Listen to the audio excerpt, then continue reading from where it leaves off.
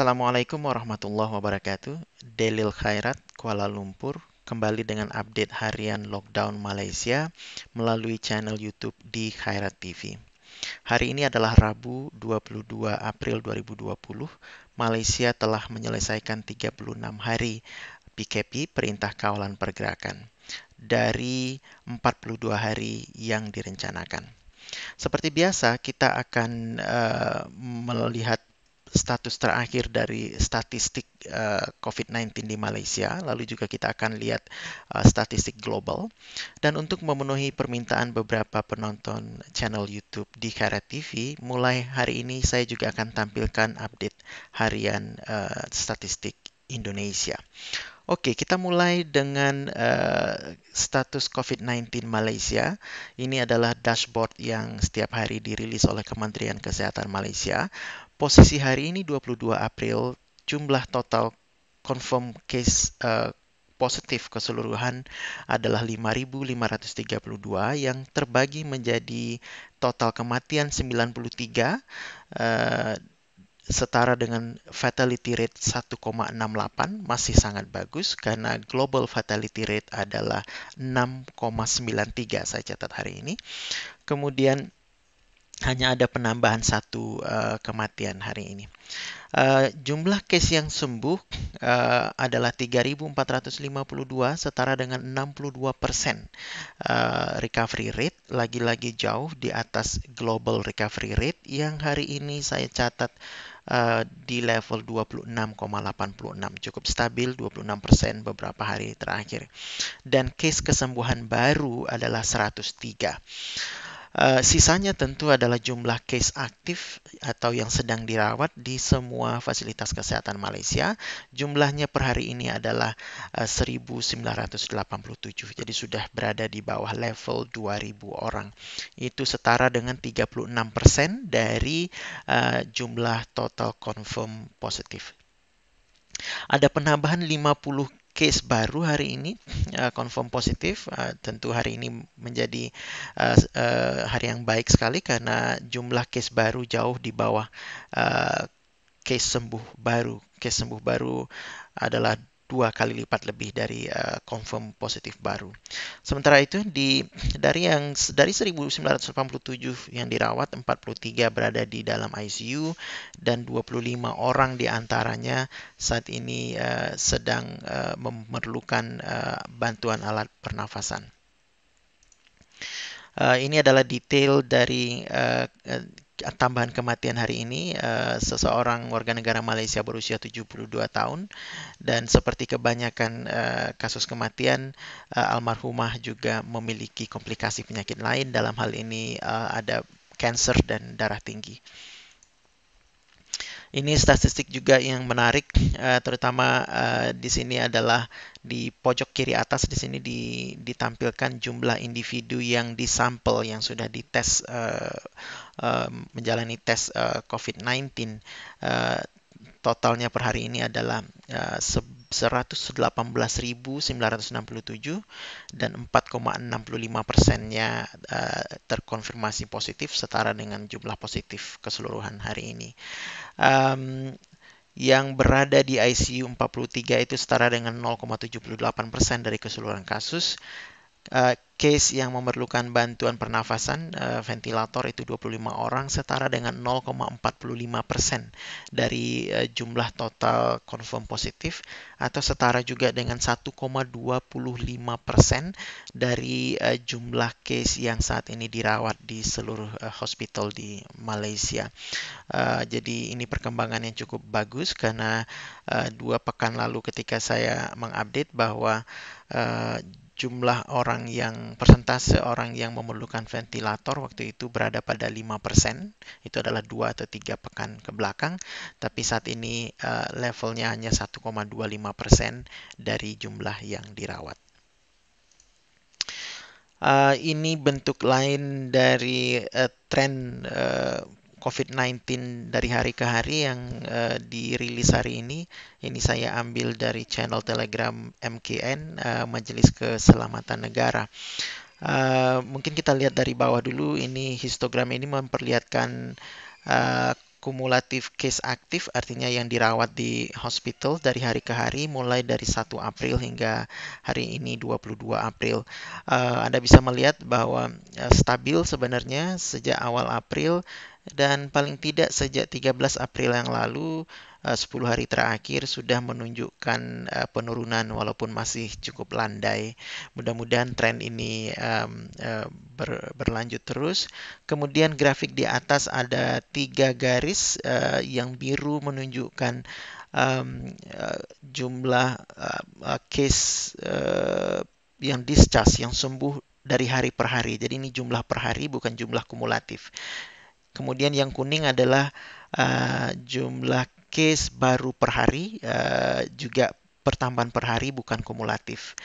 Bisa kita lihat di sini uh, memang cukup bervariasi, tetapi sudah mulai kita lihat bahwa di kebanyakan hari, di lebih banyak hari sejak 3 April yang lalu di sini, atau mungkin sejak 1 April juga, eh, garis biru atau garis discharge atau sembuh lebih banyak berada di atas garis kuning yang merepresentasikan case baru. Jadi ini tentu adalah tren yang bagus sekali, meskipun hari ini cukup baik. Anda lihat 103 berbanding 50, tapi kemarin Anda lihat bahwa ada perbedaan sedikit di mana justru yang kuning di atas untuk hari kemarin. Tetapi di kebanyakan hari biru lebih sering di atas. Yang di bawah adalah yang merah, ini adalah garis yang menunjukkan kematian setiap hari, bukan kumulatif tetapi pertambahan kematian setiap hari dari sejak awal April sampai 22 April. Anda lihat memang stabil selama April, kisarannya sangat sempit, yaitu dari 0 orang tanggal 20 April yang lalu hingga maksimal hanya 4 orang per hari. Jadi antara 0 sampai 4 di dalam 22 hari terakhir. Seingat saya, sejak pelaksanaan PKP mulai 18 Maret yang lalu, kasus kematian tertinggi per hari yang dilaporkan adalah 7 orang kematian, dan itu terjadi hanya pada 1 hari saja di bulan Maret. Saya lupa tanggalnya tepatnya kapan. Um, ini statistik yang tidak terkait dengan kesehatan, justru terkait dengan law enforcement, aktivitas penegakan hukum yang dilakukan oleh otoritas Malaysia, dipimpin oleh kepolisian, lalu disupport oleh tentara Malaysia dan juga rela, atau mungkin di Indonesia dikenal sebagai Hansip. Ini per tanggal 22 April hari ini Anda bisa lihat bahwa pada hari kemarin, ini sebenarnya hari tanggal 21 April yang lalu kemarin, hari Selasa, ada 835 sekatan jalan raya atau razia yang dilakukan. Kendaraan yang diperiksa sejumlah lebih dari 600.000. Jadi sebenarnya masih cukup banyak kendaraan berlalu lalang di jalan raya. Kemudian ada 50.000 lebih pemeriksaan mengejut. Ini sepertinya pemeriksaan mendadak ke premis-premis atau ke kendaraan-kendaraan. Pemeriksaan premis ini tempat-tempat umum atau bisnis-bisnis yang diduga mungkin melakukan pelanggaran PKP, ada 6.000 lebih. Pelanggaran hari kemarin adalah sebanyak ini, 865 pelanggaran yang ditemukan, ditahan 732 orang, dan bebas dengan jaminan 133. Dan sejauh ini ada yang 1.236 sudah dibawa ke pengadilan. Dalam siasatan 169 di pengadilan, yang sudah didakwa atau didakwa ini mungkin didakwa ini sudah divonis, barangkali saya tidak terlalu yakin, 24, yang mengaku salah 13. Ya, ini 17.735 adalah jumlah kumulatif ingkar PKP, pelanggaran yang dilakukan sejak dikuatkuasakannya PKP pada 18 Maret yang lalu hingga 21 April.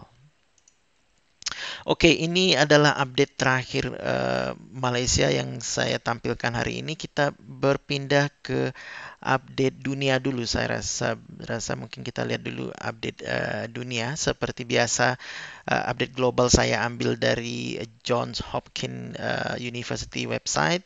Anda bisa lihat di sini sudah lebih dari 2,5 juta orang terinfeksi virus corona, bahkan hampir 2,6 juta. Saya yakin di update esok hari sudah 2,6 lebih. 696.000, hampir 700.000 recovered, sembuh, itu setara dengan 26,86%. Kemudian tingkat kematian adalah 179.000 lebih, itu setara dengan 6,93%. Nah, ini cukup mengkhawatirkan karena sejauh ini fatality rate global itu masih terus meningkat meskipun tidak terlalu tajam, karena saat ini 6,93, kemarin 6,87, 6,86, 6,6 dan seterusnya. Jadi steadily naik sejauh ini dan sudah mendekati 7%. Mari kita perbesar grafik untuk melihat tren yang lebih besar, lebih lama. Ini adalah confirm positif kumulatif dari awal Januari hingga kini. Anda lihat masih naik cukup tajam. Tetapi pertambahan harian ya kemarin saya sudah sempat agak senang karena 5 hari terakhir ada tren yang cukup konsisten untuk menurun, tetapi hari ini mulai menaik lagi. Jadi Anda bisa lihat masih naik dan belum bisa dikatakan mendatar ataupun menurun, masih cukup uncertain, tidak konsisten. Oke, ini adalah update dunia dari Johns Hopkins University and Medicine. Uh, Kemudian mulai hari ini, insya Allah saya juga akan berikan Anda update Indonesia sesuai dengan memenuhi permintaan beberapa sahabat yang kemungkinan besar sahabat-sahabat itu adalah teman-teman Malaysia yang menonton channel di Khairat TV, dan mereka meminta tampilin juga dong status Indonesia. Nah, ini status terakhir Indonesia, angka resmi official dari gugus tugas percepatan penanganan COVID-19 yang dipimpin oleh Letnan Jenderal Doni Monardo. Data ini diupdate, diumumkan setiap hari oleh juga Direktur Jenderal di Kementerian Kesehatan, Bapak Ahmad Yuryanto. Dan data ini saya ambil dari website covid19.go.id. Ini website resmi yang dikelola oleh gugus tugas percepatan penanganan COVID-19. Anda bisa lihat bahwa secara nasional terkonfirm positif cases adalah 7.418, lebih besar daripada Malaysia. Hari ini ada pertambahan 283 kasus. Yang meninggal, kita lihat yang meninggal dulu, ada 635 sejauh ini. Ini setara dengan fatality rate 8,56. Jadi cukup tinggi, jauh lebih tinggi dari Malaysia tentu, dan juga lebih tinggi daripada global fatality rate yang 6,93. Sembuh 913, 12,3% dari confirm positif. Terbilang rendah, jauh lebih rendah, hanya kurang dari setengah dari global recovery rate yang berada di 26%. Indonesia masih 12,3%. Sehingga sebagian besar dari confirm positif berada dalam perawatan, yaitu sebesar 79,1%. Setara dengan 5.870 orang. Dan ini adalah angka nasional di 34 provinsi. Jadi seluruh provinsi Indonesia sekarang sudah punya kasus confirm positif corona. Dan tentu saja provinsi dengan jumlah terbesar confirm positif maupun meninggal adalah DKI Jakarta. Kemudian diikuti oleh Jawa Barat, Jawa Timur, dan Jawa Tengah, kemudian Sulawesi Selatan, dan seterusnya. Di Jakarta Anda lihat yang terkonfirmasi adalah 3.300, terkonfirmasi positif ya, 3.383, jadi hampir 50% atau mungkin 40-an% dari nasional ada di Jakarta. Yang meninggal 301. Ini mungkin kalau kita perbesar tren ini juga bisa dilihat bahwa ini adalah kumulatif confirm positif dari hari ke hari. Anda bisa lihat pertama kali dilaporkan adalah tanggal 2 Maret diumumkan oleh Presiden Jokowi dan sempat pergerakannya cukup landai, tapi di pertengahan Maret mulai menanjak tajam hingga hari ini. Confirm positif masih menanjak tajam, Anda lihat masih mengarah ke atas. Sementara itu yang merah adalah yang wafat, dan yang biru hijau ini, hijau ini adalah hijau atau biru atau Tosca, saya nggak tahu. Ini adalah pasien sembuh. Kedua-duanya bergerak cukup landai, walaupun masih kedua-duanya masih bergerak meningkat. Tapi jumlah pasien sembuh beberapa sejak 6 hari yang lalu, 7 hari yang lalu sudah lebih daripada akumulatif pasien yang meninggal. Jadi itu statistik Indonesia. Saya juga mau bawa Anda ke statistik Jakarta karena Jakarta menampilkan insight, wawasan yang lain, informasi yang lain. Jadi ini adalah yang tadi, sama nggak ya tadi ya, 7.418, saya rasa sama ya. Ini yang nasional. Ini data konfirmasi COVID-19 yang diumumkan oleh Kementerian Kesehatan. Tadi sudah kita lihat, ya sama saja dengan yang kita lihat sebelumnya. Dan ini adalah kasus terkonfirmasi COVID-19 Jakarta saja, jadi 3.399. Dari situ kita lihat di sini meninggal 308, berarti fatality rate-nya 9%, jadi di atas global even. Sembuhnya adalah 291 orang, recovery rate-nya 9%. Bahkan di bawah nasional, rata-rata nasional 12%, tentu juga di bawah global, apalagi jauh di bawah Malaysia. Kemudian, ada 58% yang dirawat di hospital, sebanyak 1.985. Lalu ada isolasi mandiri 24%. Jadi berbeda dengan Malaysia. Kalau di Malaysia semua kasus confirm positif, bagaimanapun itu, meskipun tidak ada gejala maupun gejala ringan, semuanya akan masuk ke fasilitas-fasilitas kesehatan. Jadi statusnya semua pasien yang dirawat. Tetapi di Jakarta tidak demikian. Ada 815 confirm positif atau 24% yang tidak dirawat tapi diisolasi mandiri. Jadi saya akan find out lebih banyak nanti, lebih detail, ini isolasi mandiri maksudnya di mana, apakah mereka di rumah masing-masing, apakah mereka ditempatkan di satu tempat yang dijaga khusus oleh otoritas, seperti yang di Malaysia ada pusat karantina. Tetapi mereka sudah confirm positif, tapi statusnya tidak pasien yang dirawat di rumah sakit, tetapi mengisolasi mandiri di tempat lain. Kalau melihat judulnya isolasi mandiri, maka ini mungkin tidak diawasi ketat, tidak dijaga, mungkin diawasi, dimonitor, tetapi tidak dijaga, gitu ya. Mereka diminta kesadaran sendiri untuk mengisolasi dirinya sendiri agar tidak menularkan ke orang lain di sekitar mereka.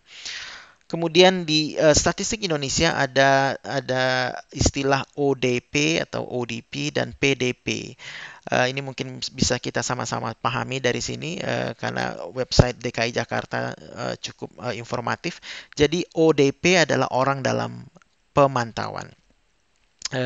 Di sini ada definisinya. Jadi ODP itu adalah orang dengan gejala demam lebih dari 38 derajat Celcius temperatur tubuhnya, atau ada riwayat demam, atau ISPA. ISPA ini adalah infeksi saluran pernafasan atas. Jadi ISPA, infeksi saluran pernafasan atas. Jadi ada masalah infeksi di saluran pernafasan tanpa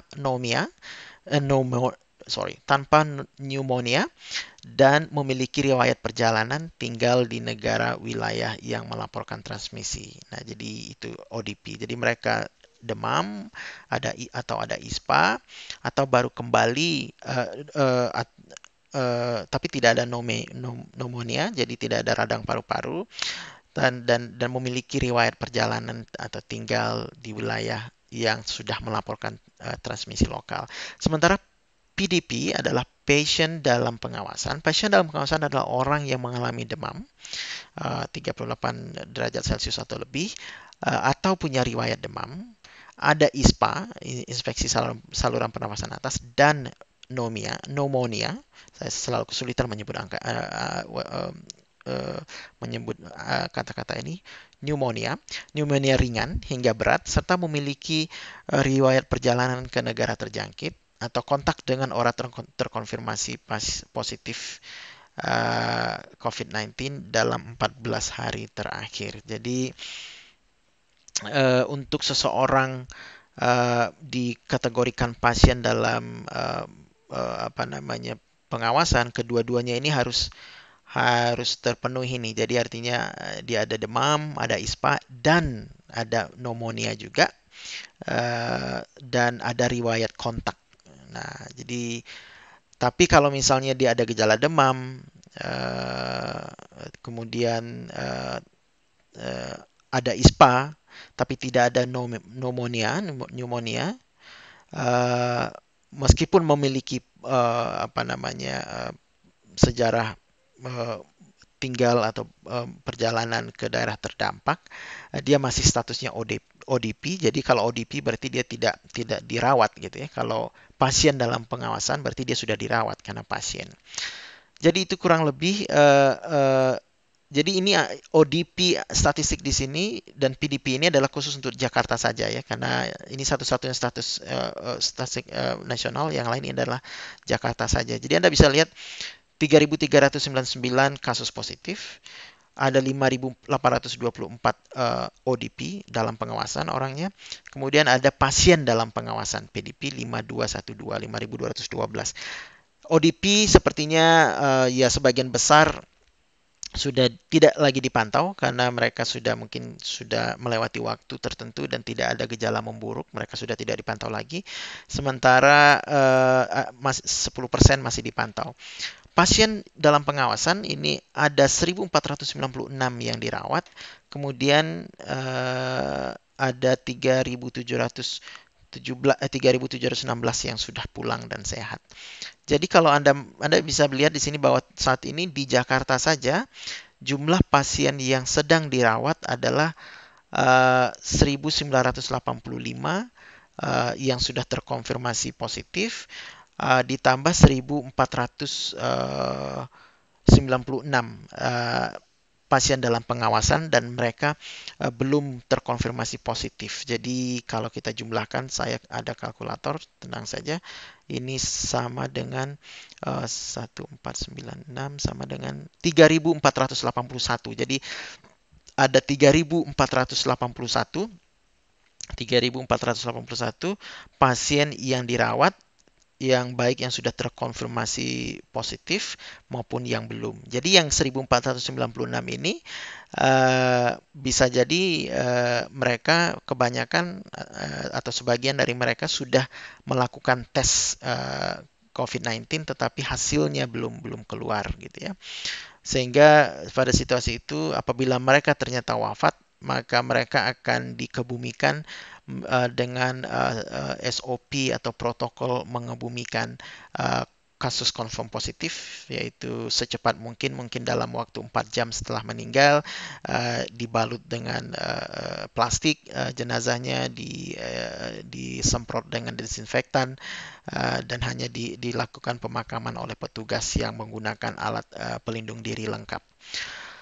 Mungkin itu saja update saya hari ini. Mudah-mudahan menambah wawasan Anda mengenai COVID-19 crisis yang kita hadapi saat ini di dunia.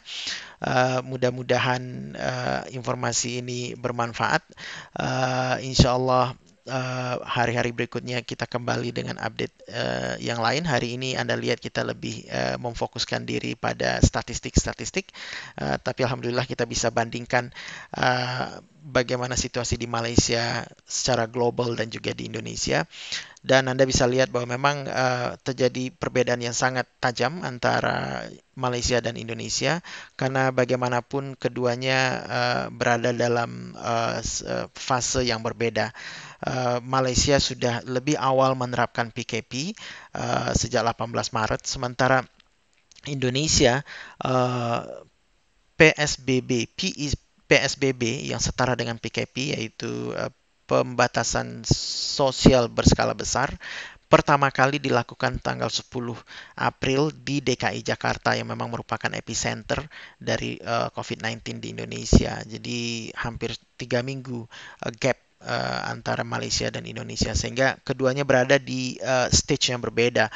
Malaysia mungkin sudah mulai melandai, melihatkan tren menurun secara steady walaupun pelan, tapi Indonesia masih lagi terus menanjak dari sisi jumlah confirm positif maupun yang wafat.